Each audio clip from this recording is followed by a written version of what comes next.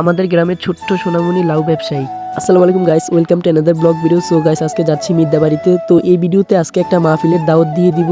আর এই মাহফিলটা হচ্ছে 10পাড়া মিদ্যাবাড়ির উদ্যোগে হজরত ইশরাফিল শাহ এর 34তম তাফসিরুল কুরআন মাহফিল। আর এই মাহফিলের প্রধান বক্তা হচ্ছেন মাওলানা দেলোয়ার বিন দেওয়ান। খুব ভালো একজন বক্তা, অনেক সুন্দরভাবে ওয়াজ করে থাকেন।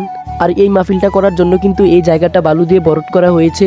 আর এই মাহফিলের তারিখ হচ্ছে 13ই ফেব্রুয়ারি, রোজ বৃহস্পতিবার। সবাইকে দাওয়াত দেওয়া হলো এবং কি এই ভিডিওটা বেশি বেশি করে শেয়ার করে সবার কাছে ছড়িয়ে দিবেন। তারপরে মাইকের সাউন্ডে শুনলাম যে বাড়ির ভিতরে কোরআন তেলাওয়াত করছে, সেখানে রওনা দিয়ে দিলাম। আর এই মাহফিলে কিন্তু কাজ চলতেছে এবং কি প্রত্যেকটা জায়গায় লাইট লাগানো হচ্ছে। এখানে এসেই দেখলাম যে আমার ভাতিজা কোরআন তেলাওয়াত করতেছে।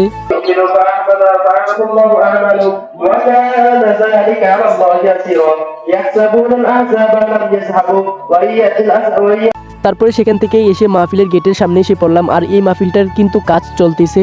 আর এই মাহফিলটার স্থান হচ্ছে 10পাড়া থেকে সন্দুলপুর রুটে, শুধু একটা আইল্যান্ডই দেওয়া হয়েছে, আইল্যান্ডের সাথেই এবং কি আমাদের গাপ্পার মামা সিএনজি গ্যারেজের পাশেই এই মাহফিলটি।